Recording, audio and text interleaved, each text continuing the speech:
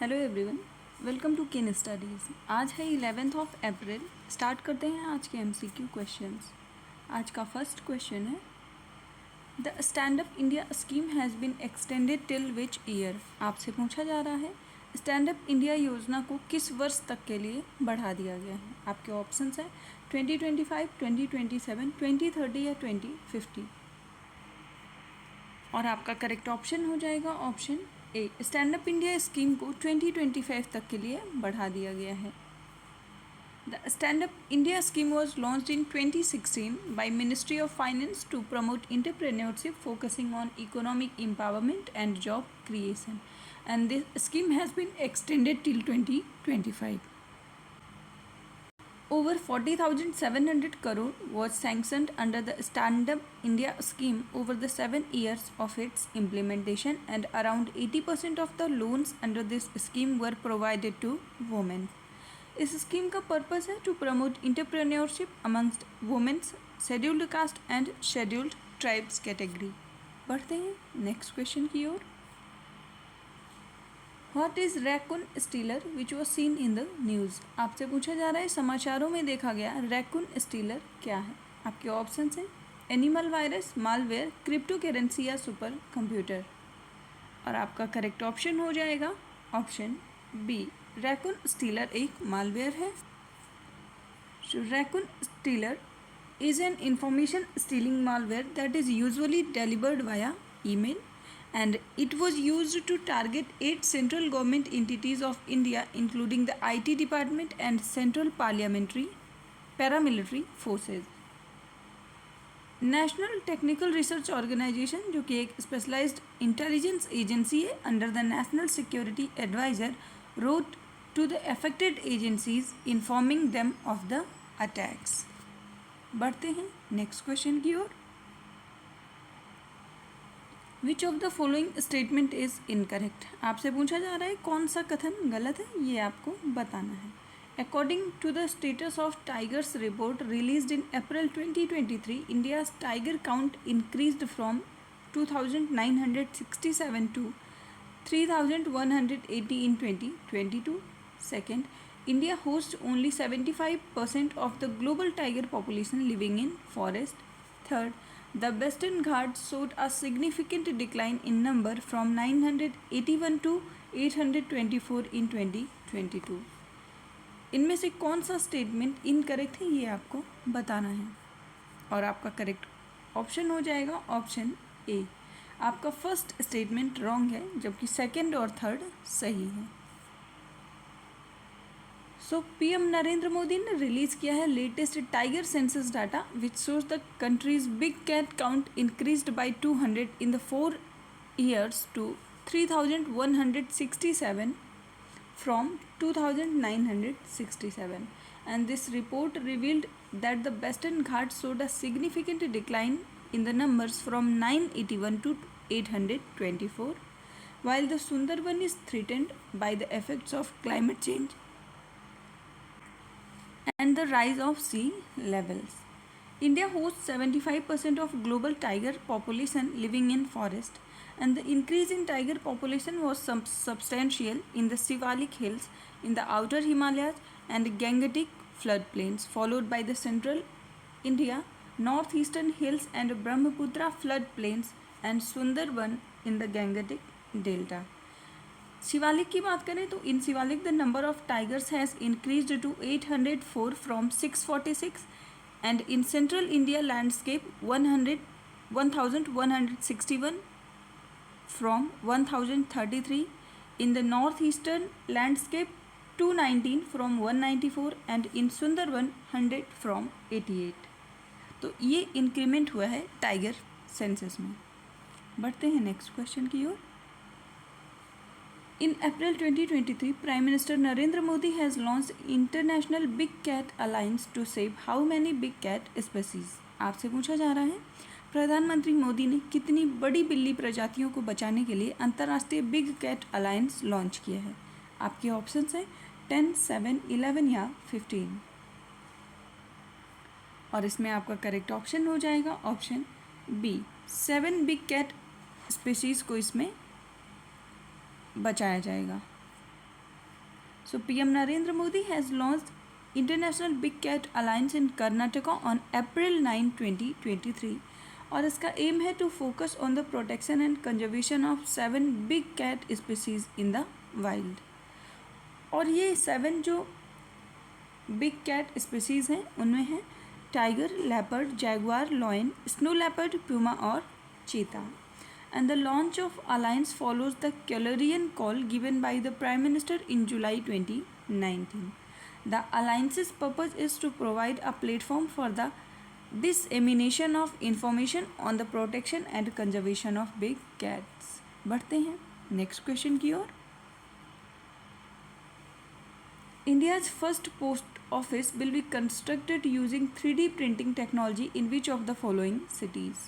आपसे पूछा जा रहा है निम्नलिखित में से किस भारतीय शहर में 3D प्रिंटिंग तकनीकी का उपयोग करके भारत का पहला डाकघर बनाया जाएगा?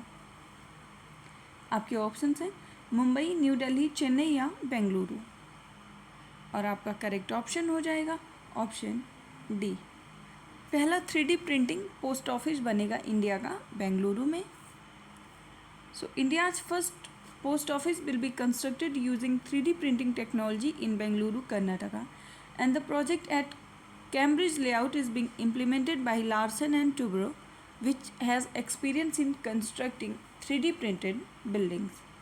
A 1100 square feet building is expected to cost 30 to 40% less than conventional buildings because of technological intervention. And the post office is being built at a cost of 23 lakh. बढ़ते हैं नेक्स्ट क्वेश्चन की ओर। Recently, Article 371F is in news. It is related to which of the following state? आपसे पूछा जा रहा है हाल ही में अनुच्छेद 371F समाचारों में देखा गया है, ये निम्नलिखित में से किस राज्य से संबंधित है? आपके ऑप्शंस हैं नागालैंड, सिक्किम, असम या अरुणाचल प्रदेश। और आपका करेक्ट ऑप्शन हो जाएगा option B.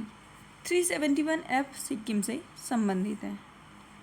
So the 36th Constitutional Amendment of 1975 made Sikkim a full-fledged state of Indian Union, and it included a new Article 371F containing special provisions with respect to Sikkim. The Sikkim Legislative Assembly is to consist of not less than 30 members, and 1 seat is allotted to Sikkim in the Lok Sabha, and Sikkim forms 1 parliamentary constituency. Other state के जो constitutional provisions हैं उनकी बात करें तो article 371 में special provision है with respect to the state of Maharashtra and Gujarat. 371 में है special provision with respect to the state of Nagaland. Then 371B इसमें स्पेशल प्रोविज़न है असम का, और 371C में स्पेशल प्रोविज़न मणिपुर का दिया गया है। इसके अलावा 371D में स्पेशल प्रोविज़न आंध्र प्रदेश और तेलंगाना स्टेट का है। 371E में इस्टेब्लिशमेंट ऑफ सेंट्रल यूनिवर्सिटीज़ हैं in Andhra Pradesh. 371F is related to Sikkim. Then G provision is related to Mizoram. 371H ये स्पेशल प्रोविज़न है अरुणाचल प्रदेश के लिए। 371I is related to Goa and 371J is related to Karnataka. तो ये कुछ स्पेशल प्रोविजंस हैं जो डिफरेंट स्टेट्स को मिले हुए हैं। बढ़ते हैं नेक्स्ट क्वेश्चन की ओर। Who will receive the 2023 international prize in statistics the equivalent to the Nobel prize in the field? आपसे पूछा जा रहा है सांख्यिकी के क्षेत्र में नोबेल पुरस्कार के समकक्ष दिया जाने वाला अंतर्राष्ट्रीय पुरस्कार 2023 किन्हें दिया जा रहा है? आपके ऑप्शंस हैं रंजीत चक्रवर्ती, कल्यापुरी राधाकृष्णन राव, या फिर बीरावल्ली एस वर्दराजन, या फिर श्रीनिवास वर्धन। और आपका करेक्ट ऑप्शन हो जाएगा ऑप्शन बी, कैलमपुरी राधाकृष्णन राव को दिया जाएगा इंटरनेशनल प्राइज इन स्टैटिस्टिक्स। इसके बारे में बात करें तो a prominent Indian American mathematician and statistician Kalyampudi Radhakrishnan Rao will receive the 2023 International Prize in Statistics. The International Prize in Statistics is awarded every 2 years to an individual or team for major achievements using statistics to advance science, technology, and human welfare. And it was first awarded in 2016. Rao will be honored with the prize, which carries a 80,000 euro cash award at the International Statistical Institute World Statistics Congress in Ottawa, Canada in जुलाई. बढ़ते हैं next question की ओर. Which of the following has won the Best Production Process Development Award as the part of Vaccine Industry Excellence Award at the World Vaccine Congress 2023? आपसे पूछा जा रहा है निम्नलिखित में से किसने वर्ल्ड वैक्सीन कांग्रेस 2023 में वैक्सीन उद्योग उत्कृष्टता पुरस्कारों के भाग के रूप में सर्वश्रेष्ठ उत्पादन या प्रक्रिया विकास श्रेणी का पुरस्कार जीता है. आपके ऑप्शंस हैं serum institute of India, Bharat biotech, Cadila health care या डॉक्टर रेड्डीज लेबोरेटरी. और आपका करेक्ट ऑप्शन हो जाएगा ऑप्शन बी. बेस्ट प्रोडक्शन का अवार्ड जीता है भारत बायोटेक ने. इसके बारे में बात करें तो Bharat Biotech has won the best production और process development award as the part of vaccine industry excellence awards at world vaccine congress 2023 and the Congress was held during April 3 to 6, 2023 in Washington, USA. Hyderabad-based Bharat Biotech was the only Indian company in the list of Vaccine Industry Excellence Awards in various categories. Bharat Biotech is the world's first producer of intranasal COVID-19 vaccine जिसका नाम है IncoVac. And its intramuscular vaccine Covaxin is a part of India's public vaccination program and was also exported. Bharat biotech international limited की बात करें तो ये एक Indian multinational biotechnology company है engaged in drug discovery, drug development and manufacturer of vaccine, pharmaceuticals and health care products. इसके founder हैं कृष्णा इला और सुचित्रा इला. इसको फाउंड किया गया था 1996 में और इसका हेडक्वार्टर है हैदराबाद में. आज के करंट अफेयर सेशन में इतना ही. धन्यवाद.